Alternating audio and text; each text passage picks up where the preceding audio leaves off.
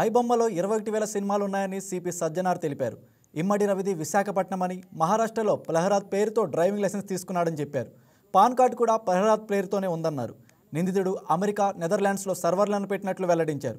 Telegram యాప్లో కూడా piracy cinema upload చేశాడని తెలిపారు. పైరసీ ముసుగులో ఆన్లైన్ బెట్టింగ్ యాప్ను ప్రమోట్ చేశాడని, వీటి ద్వారా కోట్ల రూపాయలు ఆర్జించాడని సిపి సజ్జనార్ స్పష్టం చేశారు. ఉన్నది కూడా ఆయన యూస్ టు మంచి క్వాలిటీ చేసేసి ఆయన అప్లోడ్ చేసేవాడు ఆయన ఒక వెబ్సైట్లో. దానివల్ల కూడా బాగా కొత్త టెక్నాలజీ యూస్ చేసుకొని స్క్రీన్ రికార్డింగ్ చేసి దాన్ని కూడా ఎడిట్ చేసి ఈ ఒక మూవీస్ అన్నీ కూడా అప్లోడ్ చేసేవాడు. అదేవిధంగా కొత్త మూవీస్ కూడా సీక్రెట్ కెమెరాస్ పెట్టి టెక్నాలజీ యూజ్ చేసి కొంచెం హై ఎండ్ టెక్నాలజీ యూజ్ చేసి కూడా ఆయన రిలీజ్ చేసేవాళ్ళు. ఇదంతా కూడా ఆయన ఒక టెలిగ్రామ్ ఛానల్ని యూజ్ చేసుకొని ఈ ఒక పైరసీ ర్యాకెట్ని ఆయన రన్ చేయడం జరిగింది.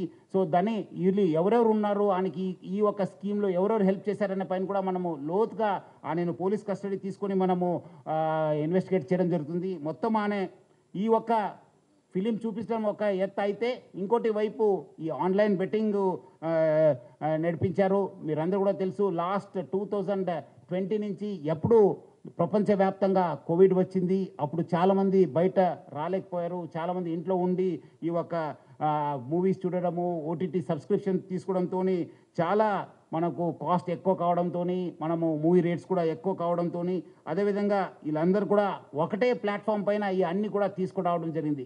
ఒకటే వేదిక పైన వచ్చి, అంటే is mostly an aggregator for all the platforms. మనం ఒకసారి ఆ ప్లాట్ఫామ్కి వెళ్ళి ఈ ప్లాట్ఫామ్ చేసే బదులు ఈ వెబ్సైట్కి వెళ్తే ఒకటే మనం ప్లాట్ఫామ్ పైన అన్నీ చూసుకోవచ్చు అని చెప్పి ఒక అడ్వాంటేజ్తోని ఆయన ఈ హాజ్ స్టార్టెడ్ పబ్లిక్